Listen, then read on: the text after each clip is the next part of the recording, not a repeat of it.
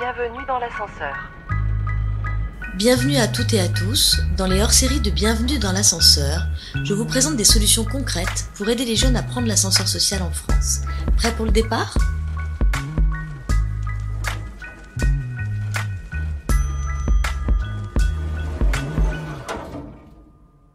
Donc dans cet épisode, on reçoit Noémie Guérin qui représente l'association Article 1 qui fait partie du collectif de l'ascenseur. Bonjour Noémie Guérin.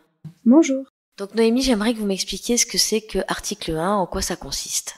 Oui, bien sûr. Alors Article 1, c'est une association d'égalité des chances qui accompagne les jeunes de milieux populaires de 16 à 25 ans à travers différents programmes de leur orientation avec le programme Inspire jusqu'à l'insertion professionnelle avec le programme Job Ready et entre les deux dans la réussite des études grâce au mentorat avec Demain.org.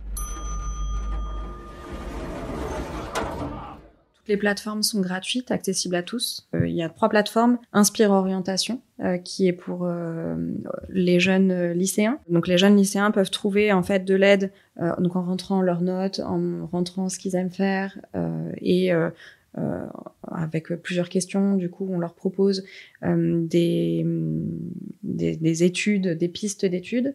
Donc ça, c'est la première chose. Mais il y a aussi la possibilité de parler avec des jeunes qui ont fait des études dans la branche choisie ou visée, et ce qui permet de poser des questions sur voilà, moi j'aimerais bien faire ça, je sais pas, je vais prendre n'importe quoi, des études littéraires, mais quoi comme études littéraires, quelle université, quelle école?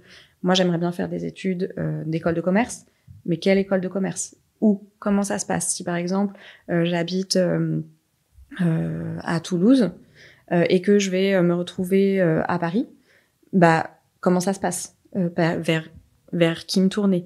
Donc ça, c'est à Toulouse, mais ça peut être aussi sur les Outre-mer, des jeunes qui sont déracinés des Outre-mer parce que l'offre de formation n'est pas la même sur les territoires ultramarins, malheureusement, et donc souvent, les jeunes sont obligés de venir sur l'Hexagone pour pouvoir étudier. Comment ils font? Qu'est-ce qu'ils font? C'est des jeunes qui sont déracinés, sont loin de leur famille, où ils doivent reconstruire un cocon. Là on est là aussi pour les aider sur ces éléments-là. Et l'aide notamment pour arriver en logement, c'est Maison avec un 1, c'est la marque de fabrique d'Article 1, donc c'est le Maison avec le I en 1. Maison, c'est des résidences étudiantes, vous en avez plusieurs sur le territoire, vous en avez à Paris, à Lyon, à Bordeaux qui ouvre cette année, et c'est un package. C'est-à-dire que vous avez besoin d'une résidence étudiante, vous êtes boursier, vous êtes éligible à Maison. Vous arrivez sur la résidence de Maison. Et là, il y a une phrase qui revient énormément, c'est « Maison, c'est vraiment la maison ». C'est-à-dire que ça crée une communauté.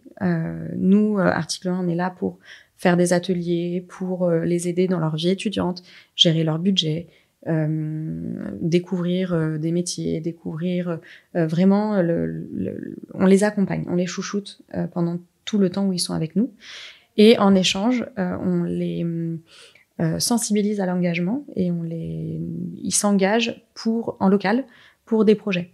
C'est-à-dire que ça va être par exemple, il y a des jeunes qui ont créé un guide pour les ultramarins qui arrivent en Hexagone sur tous les tips pour retrouver un univers connu, familial, les tips pour faire leurs courses moins chères, pour adoucir en fait cette arrivée qui peut être parfois assez violente. Bienvenue dans l'ascenseur. Comment ils sont sélectionnés dans Maison? Il y a un des dossiers et les équipes s'entretiennent avec eux, donc c'est un entretien de motivation. Une condition sine qua non, c'est d'être boursier, peu importe l'échelon. Et après, c'est sur motivation, avec un entretien qui est fait par l'équipe. Et il y en a combien qui sont choisis par an? Il y en a un peu plus d'une centaine. Cette année, ça va être 120, il y a 120 places de mémoire, dont 60 à Bordeaux, parce que la résidence de Bordeaux ouvre cette année. Il y a l'aide à l'orientation et au logement chez Article 1, mais il y a également le mentoring. Vous nous en dites un mot? Alors, on a plusieurs accompagnements. On a un accompagnement digital, c'est une plateforme qui est digitale. À l'heure actuelle, on est la première plateforme de mentorat digital. On a des équipes, grâce à un algorithme et aux équipes physiques qui vérifient et qui matchent des binômes pour qu'ils puissent se rencontrer. On estime que l'accompagnement se fait environ sur 3 mois. C'est à peu près la moyenne qu'on a. À raison de combien de temps? 3 heures par mois. Alors ça peut être plus, ça peut être moins, en fonction de si l'alchimie fonctionne vraiment dans les binômes. Mais on estime en moyenne que c'est un engagement de 3 heures. Qui peut avoir lieu en plusieurs fois. Bien sûr, ça peut être 20 minutes parce que y a un besoin de parler sur un sujet. Ça peut être 1 heure, ça peut être toutes les semaines, ça peut être... Enfin voilà, c'est vraiment à l'appréciation du binôme et en fonction des disponibilités des uns et des autres et de l'entente entre les différentes personnes. Donc c'est minimum 3 mois et maximum? Il n'y a pas de maximum. C'est la magie du mentorat. Concrètement, comment un jeune a accès au mentorat? Donc par la plateforme, vous dites, c'est le seul moyen? Exactement. Alors il y a via la plateforme ou via nous on a des ateliers. Toutes nos actions sont déclinées en physique, présentiel dans les établissements scolaires qui sont identifiés par les rectorats, où on fait des ateliers pour l'orientation, pour l'insertion professionnelle et où on parle du mentorat. Donc là qui est dédié vraiment aux jeunes de milieux populaires et ou par inscription digitale et là c'est accessible à tous et à toutes. Comment vous faites le contrôle en fait des binômes et notamment des mentors? Comment on est sûr d'avoir des mentors compétents? Alors ils ont une formation. Il y a des formations sur la discrimination, sur la sensibilisation à l'égalité des chances. Voilà, ils sont accompagnés et tout au long de l'expérience de mentorat, on a les équipes qui peuvent être joignables à tout moment pour s'il y a un problème identifié par rapport aux jeunes, mais aussi par rapport aux mentors, ou un jeune qui ne répond pas, ou un mentor qui ne répond pas, ou enfin voilà, les équipes c'est digital, mais les équipes humaines restent vraiment prépondérantes et sont vraiment là tout au long de la vie du binôme pour pouvoir accompagner cette expérience d'un côté et de l'autre. Bienvenue dans l'ascenseur. Et donc ça marche dans toute la France? Toute la France. La force du digital, c'est d'être présent partout. Et pour ce qui est des ateliers, on est présent partout, sauf en centre Val-de-Loire et la Corse. Sinon, on est présent même en Outre-mer. Et là, vous faites des ateliers à quel endroit, quel lieu physique? Dans les lycées, lycées. Ou les établissements d'études supérieures. Et c'est les rectorats qui identifient des établissements qui a besoin de soutien, ou en tout cas de développer nos actions auprès de ces publics-là.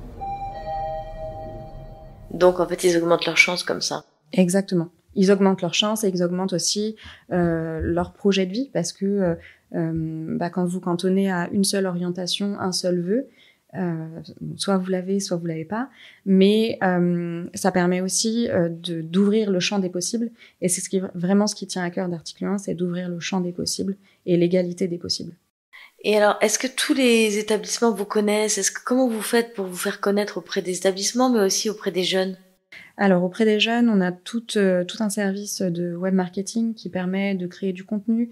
On a un compte Instagram Article 1 qui délivre du contenu sur tout ce qui est les tips au moment des révisions, les astuces pour le logement, parce qu'on a aussi une offre de logement à prix réduit qui s'appelle Maison, qui permet de s'engager en retour. Enfin, on a tout un contenu qui permet d'aider les jeunes et de les aider dans cette période qui parfois peut être compliquée. Et les établissements, comme je vous disais, sont fléchés par le rectorat et on essaye de se faire connaître au maximum, mais en général, ça passe par le rectorat.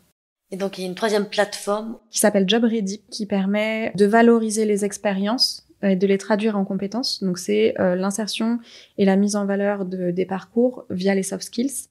Qu'est-ce que c'est les soft skills? Alors, les soft skills, c'est les compétences transversales ou compétences douces. Ce qui, en fait, si vous faites du babysitting, si vous gardez vos frères et sœurs régulièrement, vous développez des compétences qui sont valorisables sur un CV. C'est pas honteux de faire du babysitting. C'est les compétences, en fait, que vous développez à un poste donné, mais qui sont applicables dans d'autres circonstances. Par exemple, je reprends le babysitting. Potentiellement, vous développez une compétence qui peut être l'empathie, mais qui peut être aussi la responsabilité. S'occuper de plus petits que soi, vous avez forcément des responsabilités.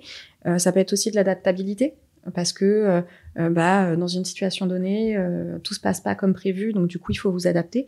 Et tout ça, c'est des compétences qui sont valorisables sur votre CV, qui sont aujourd'hui, les soft skills sont le 2e critère de recrutement après les compétences. Vraiment acquises lors d'expériences plus connues en stage. Mais ça permet aux jeunes de milieu populaire qui n'ont pas fait les bons stages, qui n'ont pas forcément les bonnes écoles, de quand même faire la différence. Et on est persuadé que les soft skills sont vraiment une manière de s'adapter et de choisir la bonne personne au bon poste. Ce sont en fait des savoir-être.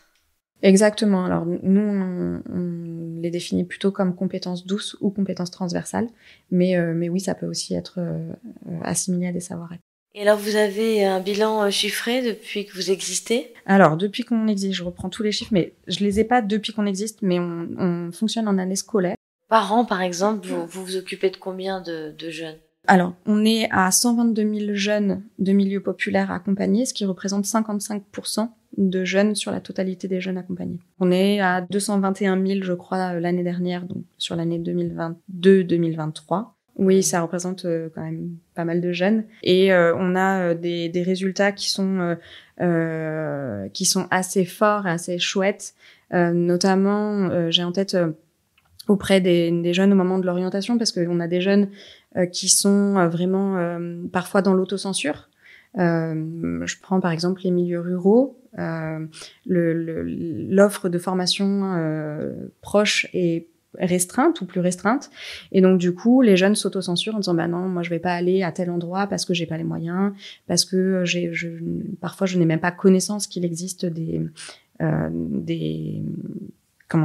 formations autres que celles qui sont dans mon lycée proche de chez moi.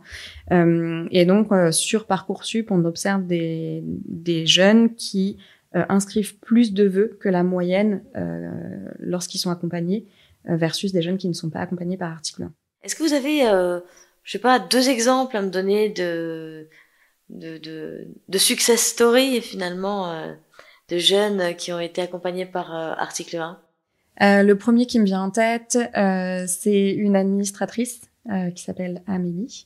Elle est devenue administratrice d'article 1 cette année. C'est une ancienne mentorée qui s'est engagée au sein du groupe des différentes leaders d'article 1, qui est un groupe de jeunes engagés qui permet d'avoir des combats très pratico-pratiques sur certaines thématiques. Notamment, la dernière que j'ai en date, c'est l'abolition des frais d'inscription aux grandes écoles pour les élèves boursiers. Parce que quand on dépose une candidature, il y a des frais. Et donc, les élèves boursiers, parfois, ça représentait un poids très important sur leur budget.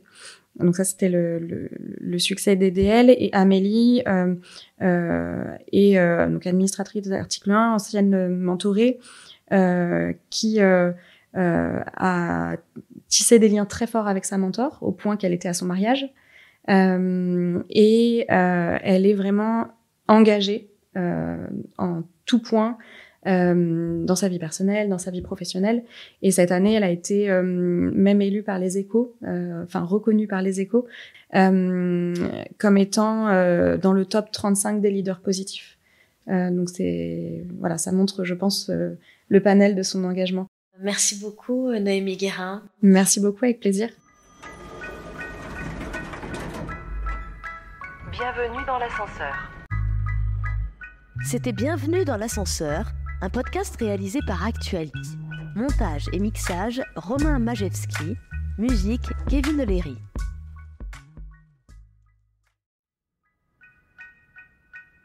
Si vous aimez ce podcast, abonnez-vous, parlez-en autour de vous, partagez-le sur les réseaux sociaux et laissez un avis, sans oublier de noter 5 étoiles.